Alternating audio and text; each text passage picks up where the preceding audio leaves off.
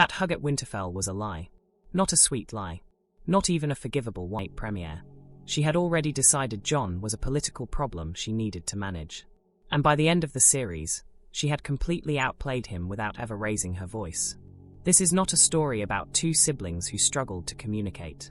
This is a story about two people who fundamentally wanted different things and used each other to get them. One of them succeeded. The other was exiled beyond the wall he had fought so hard to protect, following a queen he loved into a war that burned a city to the ground. Actually, there was a slow, deliberate unraveling of trust that started long before Jon bent the knee and ended with Sansa sitting on a throne he never wanted, but that she built everything to claim. To understand why Sansa never fully trusted Jon, you have to understand what both of them went through separately, because they did not grow up the same way, and they did not learn the same lessons. Jon grew up at Winterfell as the boy everyone believed was Ned Stark's bastard. Ned had committed. Jon's entire identity was built around loyalty and sacrifice. He joined the Night's Watch. He went beyond the wall. He died for his brothers and literally came back from the dead. Every major decision Jon ever made was driven by a sense of duty to something bigger than himself. Sansa went south as a girl who believed in songs and knights and a handsome prince.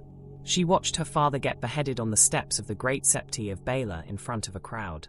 She spent years in King's Landing being psychologically tortured by Joffrey and manipulated by everyone from Cersei to Littlefinger. She was married to Tyrion against her will, then married to Ramsay Bolton who abused her, and she had to survive all of it by learning how to read people's real intentions behind their polite faces. By the time she escaped, Sansa Stark had become one of the most politically sharp characters in the entire story. So when these two finally met again in Season 6 at Castle Black, they were not the same people who grew up in the same house. They were two completely different political animals who happened to share a last name. Sansa, who pushed harder than almost anyone, telling Jon she would take back Winterfell with or without him. She was the one who sent a secret raven to Littlefinger and arranged for the Knights of the Vale to ride to their rescue at the Battle of the Bastards, a detail she deliberately kept from Jon until after the battle had nearly been lost. And then, after all of that, after Ramsay was dead and Winterfell was reclaimed, the Northern Lords declared Jon the king in the north. Not Sansa. Jon. Now in the show, Sansa seemed to accept this. But watch her face carefully during that scene. Littlefinger, who at that point was still whispering in her ear, leaned over and spoke to her quietly. And in a private conversation earlier in the Godswood, he had already told Sansa exactly what he wanted, himself on the Iron Throne with Sansa by his side. When Sansa replied, "It's a pretty picture," she was not agreeing. She was filing it away. Sansa was being taught to think about who benefits from every shift in power, and she had just helped retake the north, only to watch the lords hand the crown to Jon. In the books, this dynamic is even more deliberately built. Sansa in the books is still in the Vale under Littlefinger's guardianship, learning his methods firsthand, being taught that loyalty without leverage is just obedience. George R.R. Martin has been very intentional about making Sansa's arc a full political education. She learns that idealism gets you killed, as it killed her father, as it almost killed her. The show compressed this education, but the core of it was preserved in the writing. So by the time Season 8 starts, Sansa Stark is not a grateful little sister welcoming her brother home. She is the Lady of Winterfell who has been running the North alone, feeding thousands of people, and holding the Northern Lords together politically. Conversation beforehand about any of it. The thing about Jon bending the knee to Daenerys is that it was not just a political decision. To Sansa, it felt like a personal betrayal of everything the North had fought to reclaim. The Northern Lords had declared Jon their king. That was not a small thing. The North remembers. That phrase exists in this story for a reason. After centuries of tension with the South, after everything the Northern houses had sacrificed, they put their trust in a Stark. They said, "This person speaks for us." And Jon, without consulting any of them, gave that authority away to a woman none of them had voted for, approved of, or even met. Lyanna Mormont said it directly in the Season 8 premiere. Jon left Winterfell a king and came back something else entirely. Now Jon's reasoning was that Daenerys had dragons and an army and the dead were coming, and this was bigger than politics. And from a purely military standpoint, he was not wrong. But Sansa's counter to that was also not wrong. You cannot expect people to fight and die for a queen they never chose. You cannot strip a nation of its hard-won autonomy and then ask them to bleed for your decision. This tension came out in the very first episode of Season 8. When Daenerys arrived at Winterfell, and the question of feeding her enormous armies and 2 full-grown dragons came up, Sansa raised it directly. She had spent months ensuring their food stores would last the winter.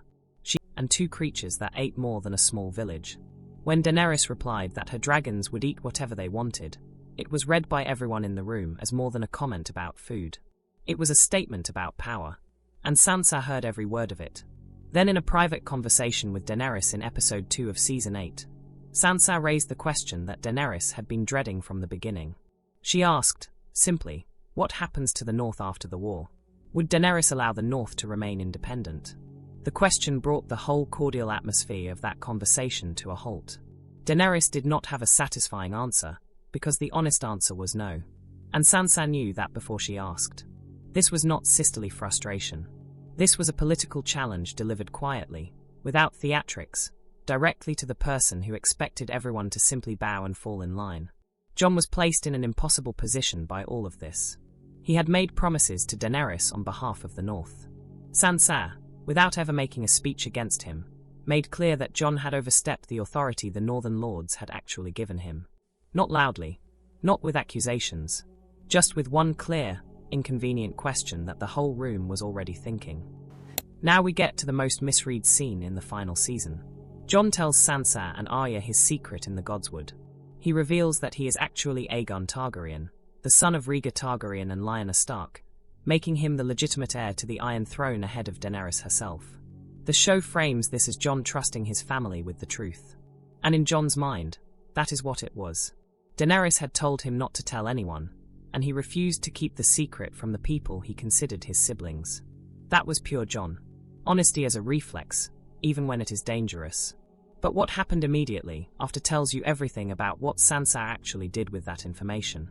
She told Tyrion, and Tyrion told Varys. And Varys started writing letters to lords across Westeros about the existence of another legitimate Targaryen claimant. Jon had sworn Sansa and Arya to secrecy. Sansa broke that promise, and she knew exactly what she was doing. She had spent years in King's Landing. She understood that information about succession and legitimacy was the most powerful weapon in Westeros. Ned Stark had died because he tried to use that kind of information honorably rather than strategically. Sansa was not going to make the same mistake. By sharing Jon's secret, Sansa set off a chain of events that made Daenerys' claim to the throne structurally unstable. Lords, who were already nervous about a foreign queen with dragons, suddenly had a reason to favor a Stark with Targaryen blood.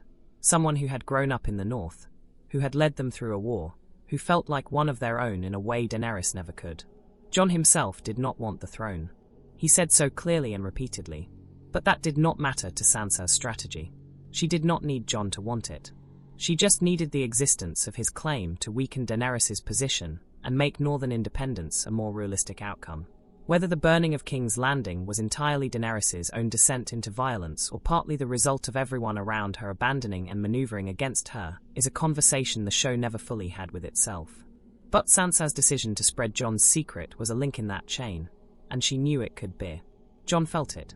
He never said it out loud, but something changed between them after the Godswood. He had shared something that had shattered his own sense of identity, something deeply personal, and Sansa had turned it into a political asset within days. That is not something you just move past, even if you understand why it was done. The psychological distance that opened up between them in that conversation never closed. They continued to exist in the same castle, to speak to each other with surface warmth, but the thing that would have made them a genuine political alliance, actual trust, was gone. By the time the Great Council convenes at the Dragon Pit in the finale, Jon and Sansa have not been operating as a team for a long time. And the scene where their political paths permanently diverge is laid out plainly for anyone paying attention. Sansa arrives at the Dragon Pit as the Lady of Winterfell. She sits among the other great lords and ladies of the realm. She had already, in the previous episode, advocated for waiting before marching on King's Landing. She wanted their armies to recover, and Daenerys ignored her. And now, with Daenerys dead and the question of who rules Westeros hanging in the air, Sansa gets the one thing she came to say. When Tyrion proposes Bran as king, and the other lords begin agreeing one by one, Sansa pauses. She tells the council that while she loves her brother and believes he will be a good king, the North has suffered too much to ever kneel before another ruler. And then she declares, cleanly and without asking, that the North will remain an independent kingdom. Bran, now the king, agrees to it. Think about what she had accomplished. Through wars, through invasions, through Jon's campaign, through the Long Night, through all of it, Sansa had held the Northern Lords together around the idea of their own identity and sovereignty. She had kept that flame alive even while Jon was pledging Northern loyalty to a foreign queen. And at the exact moment when everyone in that room was exhausted and just wanted it to end, Sansa converted all of that patient political work into something real. An independent crown. Jon, meanwhile, was being sentenced to exile beyond the Wall as the compromise Tyrion brokered to satisfy Grey Worm and the Unsullied. He had killed Daenerys, the woman he loved, because he finally understood what she had become. He was stripped of everything, isolated, and had no world left to return to. He later chose to go north of the Wall with the wildlings, but it started as a punishment, a banishment from the kingdom he had fought for twice. And Sansa did not fight to change that. Not because she hated him, but because with Jon present in Westeros, he would always be a complication. Whether he wanted the throne or not, people would push for his claim. The political landscape around him would never fully settle. With Jon gone beyond the Wall, Sansa was the uncontested ruler of an independent North, with a Stark brother on the throne of the Six Kingdoms to boot. Their final goodbye at Winterfell carries real grief in it. They hold each other, and there is genuine love there, the kind that does not disappear. But they had also become people who could not coexist in the same political space without one of them having to shrink. They both understood that. The hug was not a reunion. It was a goodbye to what they might have been if the world had not required them to become what they are. Most readings of the Stark family arc focus on the warmth of the ending. They survived. They came home.